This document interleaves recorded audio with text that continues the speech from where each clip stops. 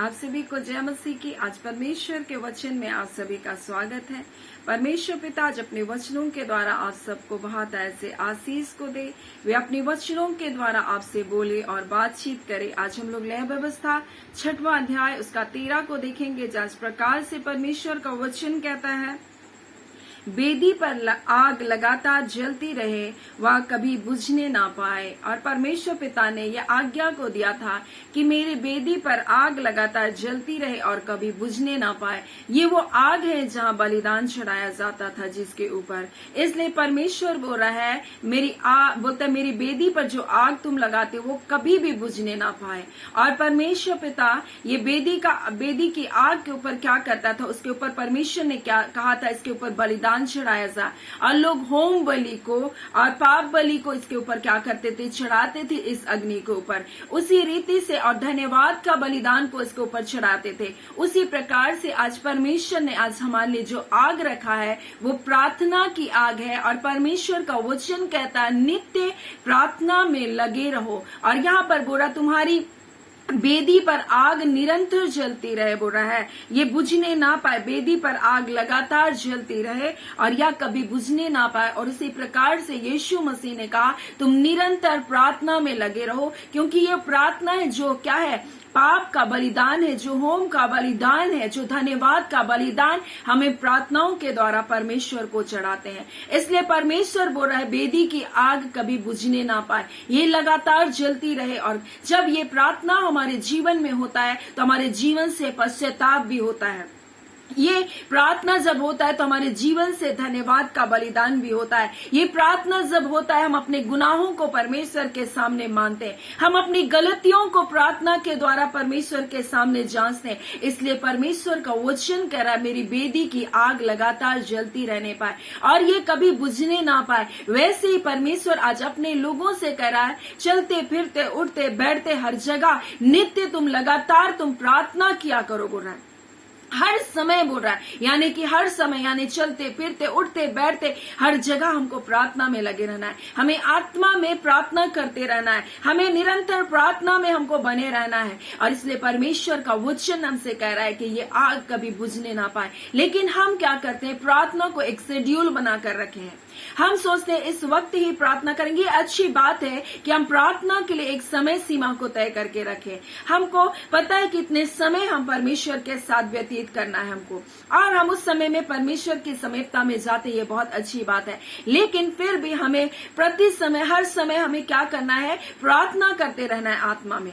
और इसलिए परमेश्वर का वचन बोल रहा है कि बोल रहा है वेदी की आग लगातार जलती रहे कभी बुझने ना पाए। और परमेश्वर का वचन भी बोल रहा है निरंतर प्रार्थना में लगे रहो, बोल रहा है। और ये क्यों करके बोल रहा है, क्योंकि जब जब लोगों ने इन वेदी में आग को जलाना बंद कर दिया तब मनुष्य जाति, ये वो समय था जब मनुष्य जाति गहरे पापों में चला गया, गुलामी और दासत्व में चला गया, वो लुटे गए, वो नष्ट किए गए और उनका जीवन बंधुआई में चला गया। और इसलिए क्या करते हम नेहमिया की पुस्तक में देखते हैं कि किस प्रकार से जब लोग बंधुआई में चले गए, वो क्या क्या शहरपनाह टूटी हुई थी, वहां पर वेदी में आग जलना बंद हो गया था, बलिदान चढ़ना बंद हो चुका था।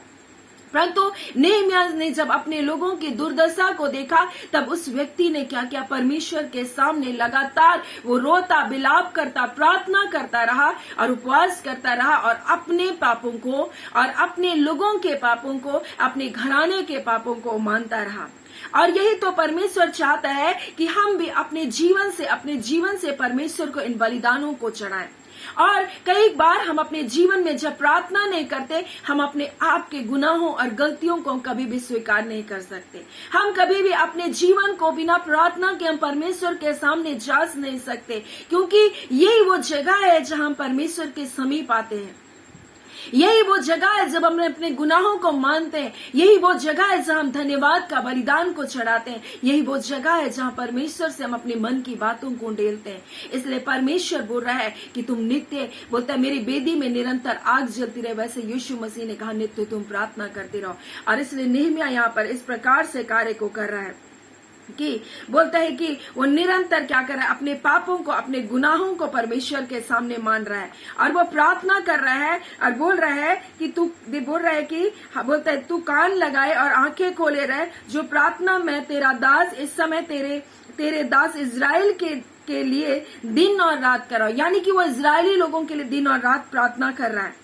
उसे सुन ले, मैं इजरायलियों के पापों को जो हम लोगों ने तेरे विरुद्ध किया मान लेता हूं। मैं और मेरे पिता के घराने दोनों के पापों को बोल रहा है और बोलता है कि हमने तेरे सामने बहुत बुराई की और जो आज्ञा विधियां नियम तूने अपने दास मूसा को दिया उसको हमने नहीं माना।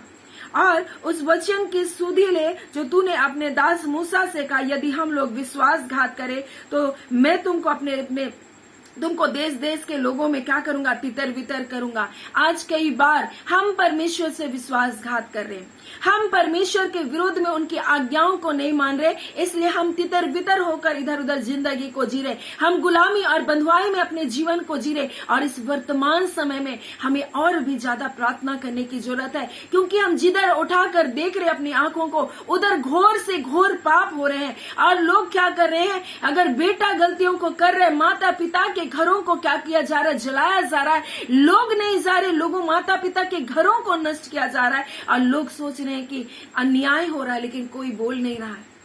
और लोग सोच रहे हैं हम धर्म के कार्य करें, किसी के जीवन को नाश कर रहे हैं, मार रहे हैं और बोल रहे धर्म के कार्य करें। कैसा धर्म जो लोगों की हानि कर रहा है, कैसा धर्म जो लोगों के जीवन को बचा नहीं पा रहा, कैसा धर्म जो लोगों के गुनाह को क्षमा नहीं कर पा रहा। लेकिन यीशु मसीह वो धार्मिकता देने आया जब उसने लोगों के गुनाह को क्षमा किया, लोगों के पापों को क्षमा किया। वो नाश करने नहीं आया, परंतु वो बचाने आया, वरन पापियों को भी वो बचाने के लिए आया। लेकिन आज कैसा धर्म जब लोगों के जीवन को नाश किया जा रहा है, लोगों के जिंदगियों को नाश किया जा रहा है। धर्म के नाम पर लोग लड़ रहे, एक दूसरे को मार और काट रहे, एक दूसरे के घरों को जला रहे। ये कैसे पाप में आज लोग जीवन को जी रहे और उनको पश्चाताप भी नहीं हो रहा है। आज वो अपनी गलतियों को जांच भी नहीं पा रहे कि हमने गलती क्या, और वो क्या कर रहे हैं, वो अपने और भी पापों में लिप्त हैं। ऐसे घनघोर पाप हो रहे हैं कि लोग पशुगामी बन गए हैं। ऐसे घनघोर पाप हो रहे हैं जब लोग पुरुषगामी बन गए हैं। ऐसे घनघोर पाप हो रहे हैं जब स्त्रियां स्त्रीगामी बन गई है और बेविचार की तो सीमा अपने हदों से पार हो गई है। और इसलिए परमेश्वर भी क्या कर रहा है, आज प्रकृति में अपने रूप को दिखा रहा है और क्या कर रहा है, एक और नाश भी कर रहा है परमेश्वर। बड़े बड़े घर ढह जा रहे हैं, आज भूस्खलन हो रहा है, आज लोगों की जिंदगी में आपदाएं आ रही है, आज राज्य में शांति नहीं, लोग एक दूसरे से लड़ रहे धर्म के नाम पर, आज भाषा के नाम पर, आज जाति के नाम पर, आज एक दूसरे के विरोध में उठे। इतनी नफरत लोगों के अंदर में है। लेकिन वह परमेश्वर प्रेम का परमेश्वर है जो कह रहा है, हमें बुला रहा है कि तुम्हारी वेदी की आग जल नहीं पाए, क्योंकि अगर तुम प्रार्थना में लगे रहोगे तुम्हारे अंदर की अशुद्धियां निकल जाएगी, तुम्हारे अंदर की दोष भावनाएं निकल जाएगी, तुम एक दूसरे को क्षमा कर पाओगे। इसलिए परमेश्वर बोल रहा है कि तुम प्रार्थना में लगे रहो, मेरी वेदी की आग जलने पाए। तुम अपने गुनाह को मान सकते हो, बोल रहा है तुम पाप के बलिदान को तुम चढ़ा सकते हो उस आग में, तुम अपनी गलतियों को मान सकते हो, उस समय तुम धन्यवाद का बलिदान को चढ़ा सकते हो। इसलिए बोल रहा निरंतर बोलता है तुम प्रार्थना करो, बोल रहा है ताकि तुम परीक्षा में ना पड़ो। आने वाले समय संकट परीक्षाओं से अगर बचना है, हमारा जीवन अगर सचेत होगा, तब आत्मा की आवाज हम सुन सकेंगे और हम उन संकटों से बच सकेंगे। परमेश्वर हमको तुरंत उस जगहों से बोलेगा हट जाओ, और तब हम उस जगह से हट सकते हैं जहाँ संकट आ रहा है। और कब ये होगा, जब हम प्रार्थना में रहेंगे, जब हम सचेत रहेंगे, तब हम परमेश्वर की आवाज को सुन सकेंगे। अब्राहम प्रार्थना करने वाला था, इसलिए उसने अपने भतीजे लूत, उनके परिवार को बचा पाया। उसने निवेदन किया परमेश्वर से बार बार निवेदन करता रहा, प्रभु अगर 10 लोग भी बच गए तो क्या तू उनको नाश करेगा? परमेश्वर बोला नहीं, अगर 10 भी लोग धर्मी होंगे मैं नाश नहीं करूंगा। वो प्रार्थना कर रहा था अपने लोगों के छुटकारे के लिए। यहाँ नेमिया प्रार्थना कर रहा है अपने गुनाह को, अपने लोगों के गुनाह को, अपने घराने के पापों को मान रहा था। और यहाँ दानियल भी जब बंधुआई में पड़ गया था और गुलामी में था और उसने दर्शन को देखा था और उसका मन व्याकुल था, वो भी प्रार्थना कर रहा है परमेश्वर से। प्रार्थना करने वाला एक व्यक्ति है और वो प्रार्थना कर रहा है। और उसने भी क्या किया, बोल रहा है, इस प्रकार से मैं प्रार्थना करता रहा और अपने इजरायली जाति भाइयों का पाप अंगीकार करता हुआ और अपने परमेश्वर यहोवा के सामने पवित्र पर्वत के लिए गिड़गिड़ाकर विनती करता ही था।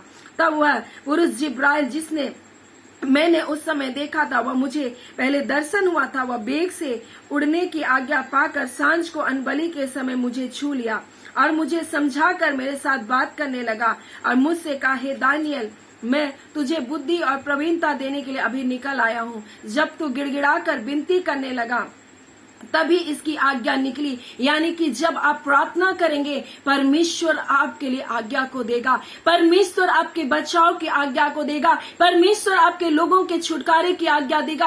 हो सकता है शत्रु आपके विरुद्ध में बहुत सारी योजना को बनाकर रखा, लेकिन एक व्यक्ति अगर प्रार्थना कर रहा है, नेहमिया जब प्रार्थना कर रहा है, दानियल जब प्रार्थना कर रहा है, परमेश्वर उनको छुटकारे के लिए मार्ग को बता रहा है, बुद्धि दे रहा है, ज्ञान दे रहा है, प्रवीणता का आत्मा को दे रहा है। और वो न सिर्फ अपने पाप को परंतु अपने घराने के पाप को, अपने लोगों के पाप को मान रहा है। वैसे ही आज हम भी अपने पापों को, अपने परिवार के पापों को और अपने कलीसियाओं के पापों को, अपने मसीह भाई बहनों के पापों को मानने के लिए हमको परमेश्वर ने प्रार्थना करने के लिए चुना। इसलिए परमेश्वर का वचन कह रहा है, वेदी की आग कभी ना बुझने पाए, और ये आग जब जलती रहेगी तब बलिदान भी चढ़ता रहेगा, और जब बलिदान चढ़ता रहेगा तो छुटकारा भी हमारे जीवन में होता रहेगा। और परमेश्वर जिस प्रकार से दानियल के अपने दूत को भेजा, जिस बोल रहा है कि जब तू गिड़गिड़ाकर विनती करने लगा उसी तभी उसकी आज्ञा आई। इसलिए तुझे बताने आया कि तू अति प्रिय पुरुष ठहरा। आप परमेश्वर के प्रिय भी बन जाएंगे जब आप लोगों के लिए प्रार्थना करेंगे, जब आप अपने गुनाह गलतियों से तौबा करेंगे, जब अपने लोगों के गुनाह गलतियों को आप तौबा करेंगे। परमेश्वर का वचन कहता है आप अति प्रिय पुरुष ठहरेंगे। इसलिए बोल रहा है वेदी की आग बुझने ना पाए, निरंतर तुम प्रार्थना में लगे रहो। सो परमेश्वर इन वचनों के द्वारा आप सबको बहुत ऐसे आशीष को दे। आमीन। आइए हम प्रार्थना करेंगे। धन्यवाद देते हैं जीते सच्चे सामर्थी मेरे अबा परमेश्वर, प्रभु यीशु के नाम से प्यारे पिता, हम आपके निकट आपके हुजूरी में पिता, हाँ पिता, इस यूट्यूब फैमिली को लेकर प्रभु जी आते हैं खुदावन। जितने लोग इनसे जुड़ते हैं, प्रतिदिन जुड़ते हैं, एक एक परिवार के लिए प्रभु जी हम प्रार्थना करते हैं खुदान प्रभु। हाँ खुदान, हम सब अपने गुनाहों को, अपने अपराधों को प्रभु जी आपके सन्मुख मानते हैं खुदावन परमेश्वर। हम लोगों ने तेरी दृष्टि में गुनाह और पाप किया परमेश्वर पिता, और कई बार ये गुनाह, ये पाप, ये दुर्दशा को लेकर आया, ये बंधुआई को लेकर आया प्रभु जी, ये बंधन को लेकर आया खुदावन परमेश्वर। परंतु जब हम सब मिलकर प्रभु जी आपके सामने प्रार्थना को कर रहे खुदान, तौबा को कर रहे खुदावन, अपने गुनाहों को लेकर, अपने लोगों के पाप, अपने अपराधों को क्षमा कर दे प्रभु जी, अपने बेटे के लहू से प्रभु धो दे प्रभु जी, उनके जीवन में छुटकारे को दे दे खुदावन परमेश्वर। बंधन को तोड़े यीशु के नाम से, अंधकार की शक्तियां जाए यीशु के नाम से, श्राप के बंधन तोड़े जाए यीशु के नाम से, बीमारियां परिवारों को छोड़े, दुष्ट आत्माओं की ताकत छोड़े, अचानक की मरी मृत्यु की आत्मा के बंधन टूटे, पाप और श्राप के बंधन टूटे यीशु के नाम से। पिता हम प्रार्थना करते हैं परमेश्वर पिता, हर एक समस्या परमेश्वर जो आर्थिक है परमेश्वर पिता, इनके परिवारों से जाने पाए, कर्ज की समस्या जाने पाए खुदावन परमेश्वर प्रभु जी, जो संतान की आशीष को चाहते, बेचैन है, रो रहे, विलाप कर रहे पिता, आप इनके विलाप को आनंद में बदल दीजिए खुदावन परमेश्वर। हाँ पिता, जिन किसी ने प्रभु अपने प्रियों को खोया, अद्भुत शांति को दीजिए। हाँ पिता परमेश्वर, संसार के लिए तो आशा नहीं, परंतु मसीह यीशु में एक जीवित आशा, पुनरुत्थान की आशा है प्रभु जी। हाँ खुदावन परमेश्वर, जब तो अपने लोगों को लेकर आएगा प्रभु, हाँ पिता उन प्रियों को भी साथ में लेकर आएगा प्रभु। हाँ खुदावन परमेश्वर, जिन्होंने अपने लोगों को खोया प्रभु, उन्हें अद्भुत तसल्ली को दीजिए खुदान प्रभु। हाँ पिता परमेश्वर, हम प्रार्थना करते इस घड़ी पिता, जितने लोग पढ़ने लिखने वाले बच्चे, बुद्धि और ज्ञान को दीजिए, जितने एग्जाम्स की तैयारी कर रहे हैं, और पिता विभिन्न समस्याओं से, जवानी की अवस्थाओं से होकर गुजर रहे प्रभु, कई समस्याएं हैं, कई धोखा है प्रभु, कई पीड़ाएं है प्रभु, कई त्यागा जाना है, कई अकेलापन है प्रभु,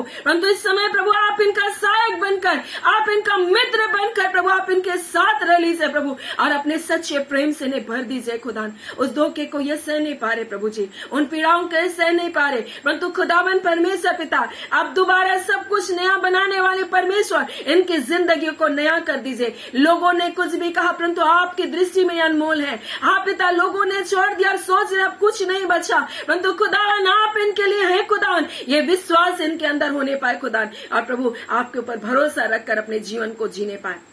खुदावन परमेश्वर अद्भुत तसल्ली को दीजिए, आनंद को दीजिए, जय को दीजिए, छुटकारे को दीजिए अपने परिवारों को प्रभु जी। और इस घड़ी पिता परमेश्वर पिता जितने रोग दुख बीमारी में प्रभु आप छू लीजिए और चंगा कीजिए। हाँ खुदावन परमेश्वर असाध्य रोग हो सकता है, हाँ पिता बड़ी बड़ी बीमारियों के नाम हो सकते हैं, परंतु यीशु आपका नाम ही काफी है प्रभु, जो चंगाई को देता है, छुटकारे को देता है, बंधन को तोड़ता है। हर प्रकार के लते, हर प्रकार के बंधन, हर प्रकार के व्यसन यीशु के नाम से परिवारों को छोड़कर जाए। लड़ाई झगड़े कलह की आत्मा जाए, डिवोर्स की आत्मा कैंसिल हो परिवारों से निकले यीशु के नाम से, पति पत्नी की जिंदगियों से निकले यीशु के नाम से, परिवार छुटकारे को पाए।